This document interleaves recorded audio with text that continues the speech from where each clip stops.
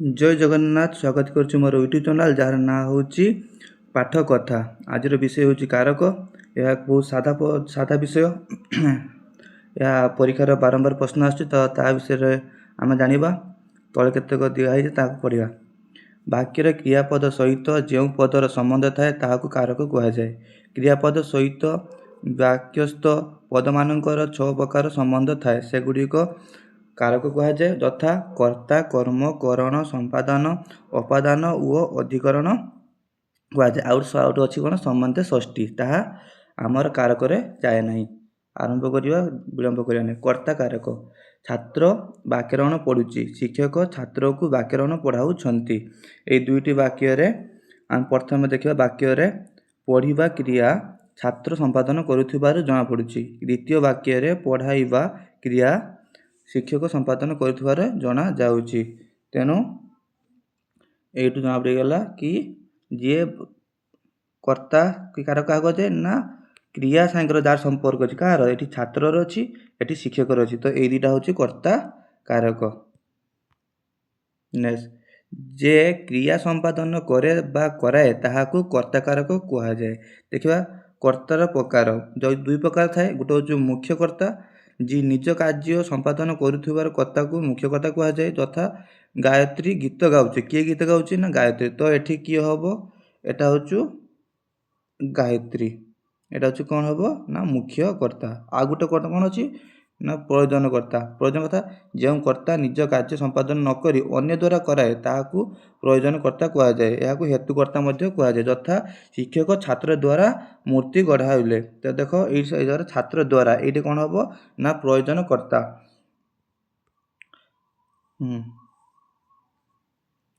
आ गोटे गौणकर्ता जो निज अन्य द्वारा कर टाइप प्रयोज्यकर्ता प्रयोज्यकर्ता जहाँ द्वारा कार्य संपादन करे से प्रयोज्यकर्ता। यथा वाल्मीकि लवकुशଙ୍କ द्वारा रामचंद्र को रामायण शुणाइले तो ये प्रयोज्य किए ना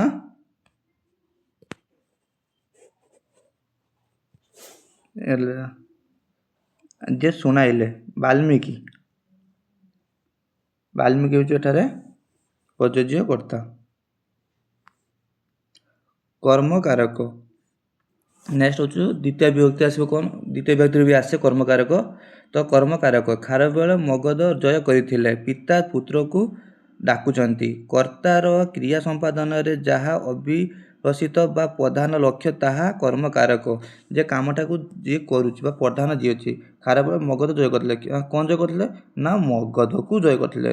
मगध को बापा पुत्र को डाकुचंती क्या डाकुचंती ना पुत्र को डाकुचंती तो ये आम कर्म कारक कईटा जाने आमर प्रथम विभक्तिर बसे कौन ना आमर हूँ कर्ता कारक प्रथम विभक्ति बसे आउ कर्म कारक द्वितीय विभक्ति बसे यहाँ मन रखा दरकार।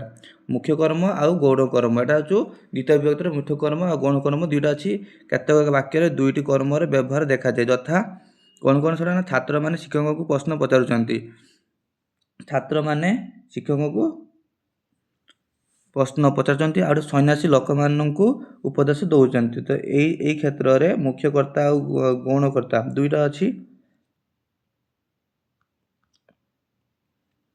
दुईटा कर्म अच्छी गोटे हूँ शिक्षक को आम अंडरलाइन कर दूचु यहाँ हूँ शिक्षक को आ गोटे हूँ कौन ना लोक मानू तो ये हूँ दुईटा कर्म अच्छी।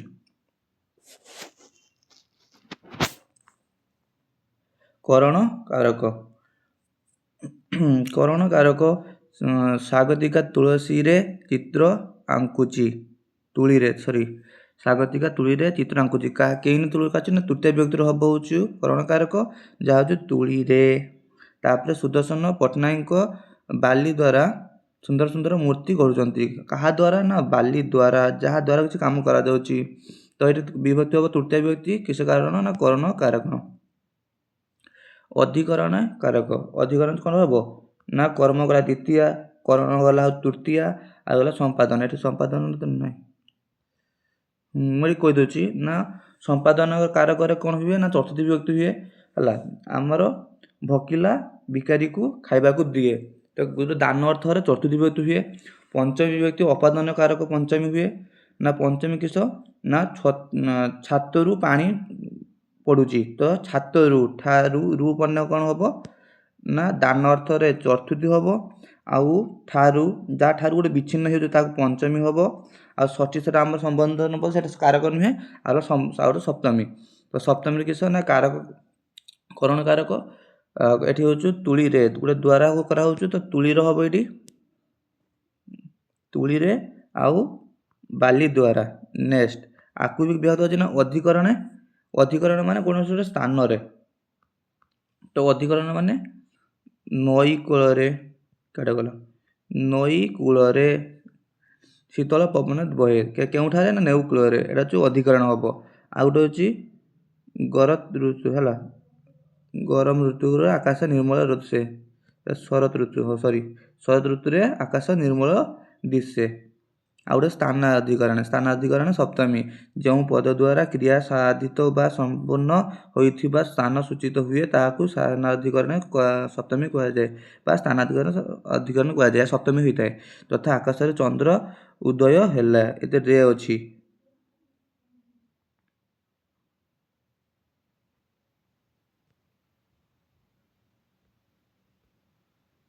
ଏଠି ରେ ଅଛି, ଯାହାଫଳରେ କି ଏଟା ସପ୍ତମୀ, ସ୍ଥାନାଧିକରଣ ସପ୍ତମୀ। ପୁରୀ ଠାରେ ହବନି, ପୁରୀରେ, ତ ସପ୍ତମୀ ହବ। ତାପରେ କାଳାଧିକରଣ ସମୟ ଦେଖିଲେ ବି ସପ୍ତମୀ ହୋଇଥିବ, ଏଟା ସପ୍ତମୀ ଭିତରେ ଯାଉଛି। ସପ୍ତମୀ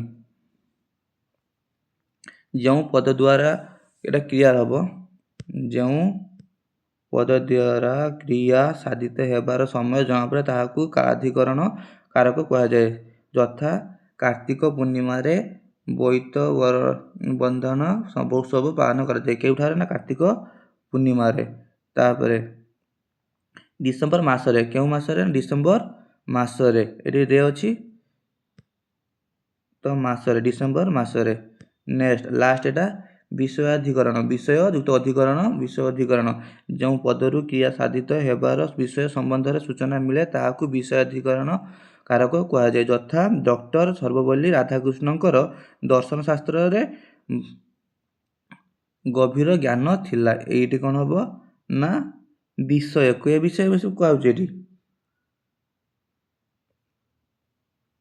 ତ ଡକ୍ଟର ସର୍ବପଲ୍ଲୀ ରାଧାକୃଷ୍ଣଙ୍କ ଦର୍ଶନ ଶାସ୍ତ୍ରରେ, ତ ଏଇ ଦର୍ଶନ ଶାସ୍ତ୍ରଟା କ'ଣ ହବ? ବିଷୟ ଅଧିକରଣ। ତ ଥ୍ୟାଙ୍କ ୟୁ। ତ ଆପଣଙ୍କୁ ମୋ ଚ୍ୟାନେଲ୍ କେମିତି ଲାଗିଲା? ତ ଆପଣ ଚାହିଁଲେ ମୋ ଚ୍ୟାନେଲ୍କୁ ସବସ୍କ୍ରାଇବ୍ କରିପାରିବେ। ପାଠ କଥା ଲାଇକ୍ କରନ୍ତୁ, କମେଣ୍ଟ, ସେୟାର।